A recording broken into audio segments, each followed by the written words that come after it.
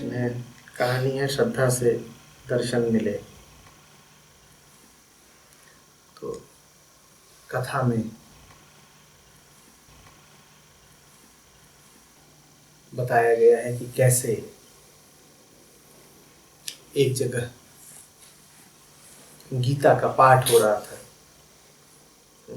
और जो सुनने वाला था श्रोता, वो सुने और रोए। तो उससे पूछा गया कि भाई ये जो कुछ कहा जा रहा है तुझे समझ में आ रहा है? तू इतना भाव विभोर हो गया है गीता सुन सुन के, ये जितनी श्लोक जितनी बातें तुझसे कही जा रही हैं तुझे समझ में आ रही हैं? उस आदमी ने कहा एक को बात नहीं समझ में आ रही, मुझे तो पता ही नहीं क्या कहा जा रहा है। तो पूछने वाले ने पूछा कि फिर तू रोता काहे है? तो श्रोता ने बड़ा कीमती जवाब दिया। उसने कहा मैं तो बस इतना देख रहा हूं कि अर्जुन रथ पर बैठा है और कृष्ण उसे समझा रहे हैं। इतना ही देखने में मेरे आंसू झरते जा रहे हैं। मुझे नहीं पता कृष्ण क्या कह रहे हैं उससे,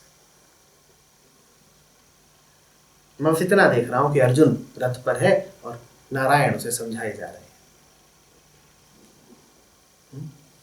तो मोनिका का प्रश्न है कि वो आदमी रो क्यों रहा है? वो आदमी रो रहा है क्योंकि दृश्य बहुत करुण है। वो आदमी रो रहा है मानवता की नासमझी पर।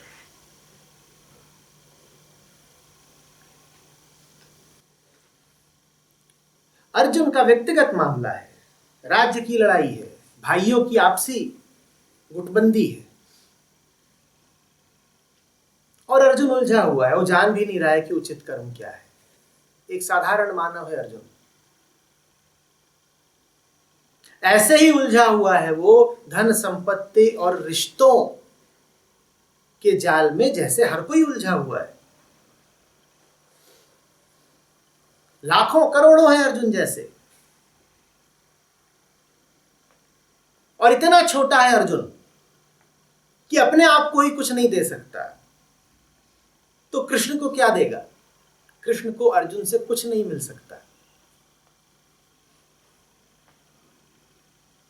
और कृष्ण अर्जुन को समझाए जा रहे हैं, समझाए जा रहे हैं, समझाए जा रहे हैं। उनके धैर्य की कोई सीमा नहीं और अर्जुन समझने से इनकार कर रहा है, इनकार कर रहा है, इनकार कर रहा है। उसके हठ और मूढ़ता की कोई सीमा नहीं। ये दृश्य ही इतना करुण है कि देखो, भगवान का प्रेम देखो, कृष्ण का स्नेह देखो कि वो एक ऐसे नादान को समझाने में समय ऊर्जा सब व्यय किए दे रहे हैं जो स्वयं भगवान से समझते हुए भी नासमझ बना हुआ है। स्वयं भगवान खड़े होके उसे समझा रहे हैं और वो नासमझ बना हुआ है।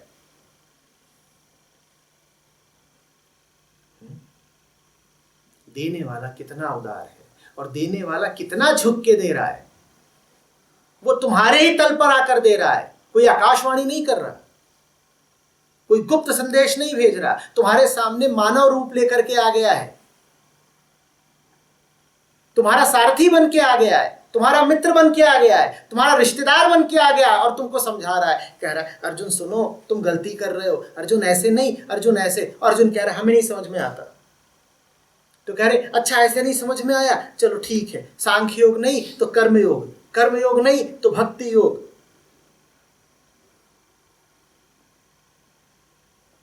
18 तरह के योग।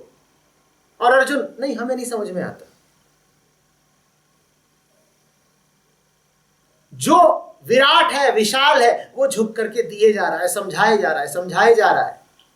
और जो मूर्ख है और विपदा में है वो कह रहा है नहीं, हमें नहीं समझ में आ रहा। बीच बीच में तो आरोप भी लगाता है, कहता है तुम्हारे समझाने में कमी है। एक दफे तो ये भी कह देता है कि तुम जानबूझ के उलझा रहे हो मुझे। और वो कहते हैं अच्छा कोई बात नहीं, तुमने ऐसे नहीं समझना तो तुम ऐसे समझो। घूम फिर करके तरह तरह की विधियों से, शब्द बदल बदल के, उदाहरण बदल बदल के एक ही बात उसको समझा रहे हैं। 50 प्रकार के योग थोड़े ही होते हैं। ये तो कृष्ण ने अपनी करुणा में 18 तरीकों से अर्जुन को समझाया। अभी ना समझता वो तो 18 और तरीकों से समझाते, क्योंकि उनकी कृपा अनंत है। और यही बात संसारियों की मूर्खता के बारे में कही जा सकती है। अनंत है, एक अनंत का दूसरे अनंत से टकराव होता है, इसीलिए कुछ पता ही नहीं चलता कि कौन जीत रहा है। दुनिया में लगता है कि कभी भगवत्ता जीत रही है और कभी लगता है कलयुग आ गया।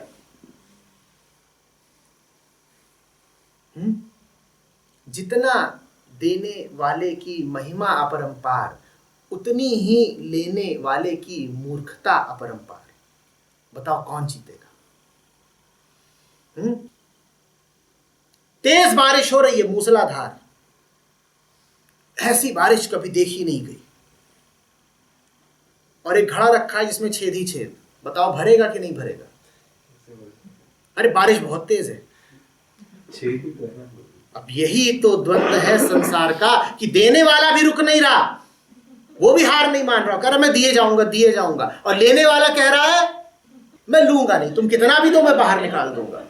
और ऐसे दुनिया आगे बढ़ रही है। न तुम हार मानोगे न हम हार मानेंगे, देखते हैं जीतता कौन है। किसी तरीके से थक हार के, रो पीट के अर्जुन ने कहा भैया मैं हारा।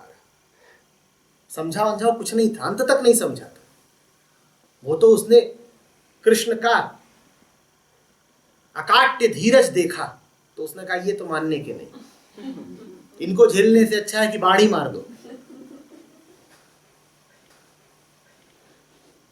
तुम्हें क्या लगता है अर्जुन को सद्बुद्धि आ गई थी? अंत में भी कुछ नहीं आई। सद्बुद्धि आ गई होती तो महाभारत के उपरांत दोबारा थोड़ी बोलता कि सब भूल गया।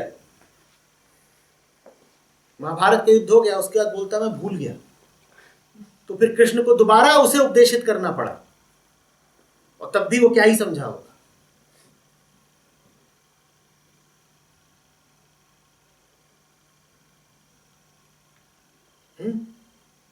अब जहां ऐसा कारोबार चल रहा हो वहां पर देखने वाला रोएगा नहीं तो क्या करेगा?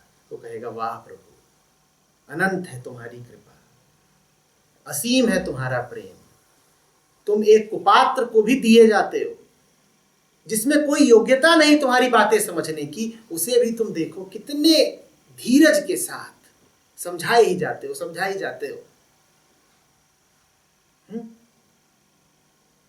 राज्य छिनेगा तो किसका छिनेगा? अर्जुन का छिनेगा, कृष्ण का कोई लेना देना नहीं। बर्बाद होगा तो कौन होगा? कृष्ण का कोई लेना देना नहीं, पर कृष्ण उसके सामने खड़े हैं, बेटा बाण उठा मार दे। जैसे कृष्ण का कोई व्यक्तिगत मसला हो। वो तो कह सकते थे कि लड़ो ना लड़ो भाई, राज्य तुम्हारा, संपत्ति तुम्हारी, मुझे क्या मिल रहा है, मैं जा रहा हूं। पर उन्होंने कहा नहीं, जहां धर्म है धर्म का साथ तो देना ही पड़ेगा।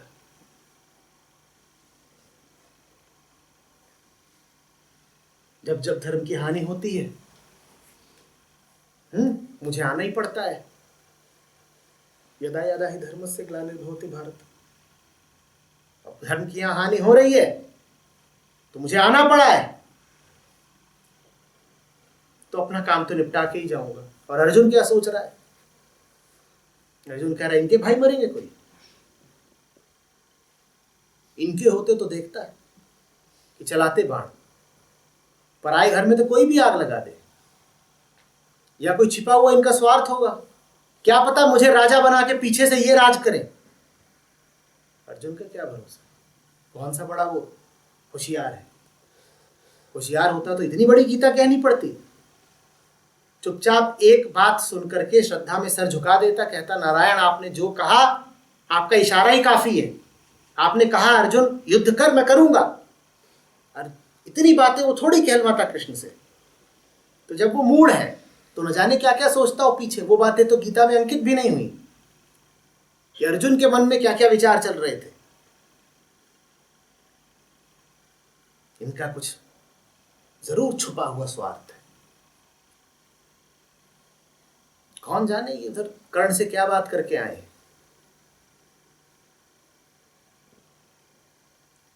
सेना वैसे भी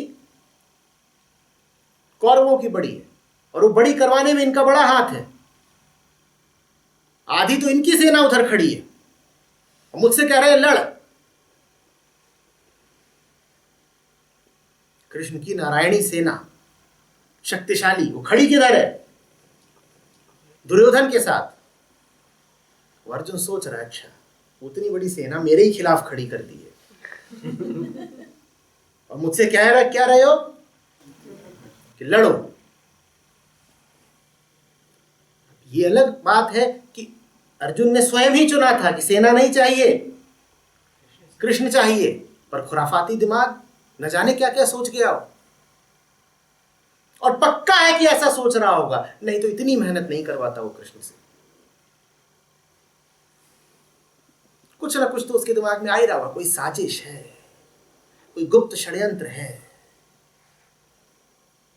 या कम से कम ये सोच रहा होगा कि ये तो क्रूर पाषाण आदमी है, हिंसा करवाते हैं, भाई भाई की लड़ाई कराते हैं। हिंसा बड़ी बात है, अपरिग्रह बड़ी बात है। अरे संपत्ति के लिए कोई वध करता है किसी का?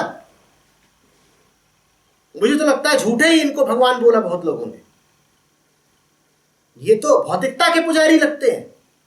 ये कह रहे राज्य की खातिर तू खून बहा, ये कोई बात हुई? ऐसे ऐसे न जाने कितने तर्क अर्जुन के मन में चल रहे हैं, और कृष्ण को तो पता ही है कि अर्जुन के मन में क्या चल रहा है। उसके बाद भी वो प्रेम से, सस्नेह, धैर्य के साथ उसको समझाए जा रहे हैं, समझाए जा रहे हैं, समझाए जा रहे हैं, समझाए जा रहे हैं। जो ही देखेगा इस नजारे को रो देगा, इसलिए वो रो रहा है। क्या फर्क पड़ता है कि क्या कह के समझा रहे हैं? वो यही तो नहीं समझ पा रहा था ना श्रोता सुनने वाला, कि कृष्ण अर्जुन से क्या कह रहे हैं। फर्क क्या पड़ता है क्या कह रहे हैं, देखो कि कौन किससे कह रहा है। नारायण समझा रहे हैं एक अदने से आदमी को, उन्हें क्या पड़ी है, कैसे समझा रहे हैं ये बात छोड़ो, जैसे भी समझा रहे होंगे वो तरीका नारायण का ही होगा। नारायण का तरीका है तो नारायण से नीचे का तो नहीं होगा। तो क्या कह के, क्या बोल बोल के अर्जुन को दीक्षित कर रहे हैं, ये बात जरा हल्की है, छोटी है, अप्रासंगिक है। महत्वपूर्ण बात यह है कि कितना प्रेम है उनके हृदय में, कि अर्जुन की प्रगाढ़ मूढ़ता के आगे भी वो टिके हुए हैं। तो बहेलिये ने तीर से निशाना साध रखा होता है चिड़िया पर, और उसके पीछे से एक शोर करती बारात जा रही है बहेलिये के, और बहेलिये को कोई अंतर नहीं पड़ रहा। बहेलिये का निशाना सिर्फ चिड़िया है, उसे जैसे पता ही न चल रहा हो कि मेरे पीछे इतना धूम धड़ाका शोर इत्यादि है। तो अवधूत ने वहीं पर सर झुका दिया और कहा, आप मेरे गुरु हुए, जैसे आप में अपने लक्ष्य के प्रति निष्ठा है और बाकी संसार के प्रति उदासीनता, वैसी ही मुझ में भी आए। तो प्रिया का प्रश्न है कि प्रेम पूर्वक कर्म करने का क्या मतलब होता है। अवधूत बहेलिये से कहते हैं, महाराज आप मेरे गुरु हैं, जब मैं ध्यान में बैठूं तब मेरा मन भी इसी तरह ध्येय वस्तु पर एकाग्र रहे। पूछ रही हैं कि मेरा मन भी कर्म में एकाग्र रहता है, परंतु केवल तब जब मैं उसे प्रेम पूर्वक करती हूँ। तो प्रेम और ध्यान में संबंध क्या है? संबंध सीधा है। ध्यान करना माने निशाना लगाना, ध्येय वस्तु पर निशाना लगाना।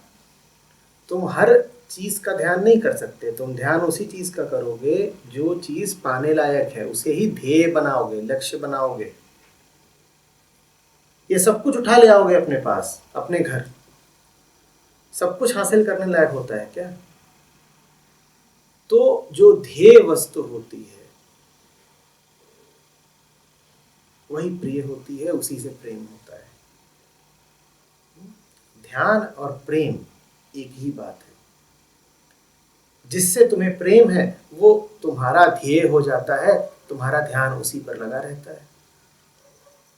जिससे तुम्हें प्रेम है वही तुम्हारा ध्येय हो जाता है, और जो तुम्हारा ध्येय है उसकी ओर तुम खींचे चले जाते हो, इस खिंचाव को प्रेम कहते हैं।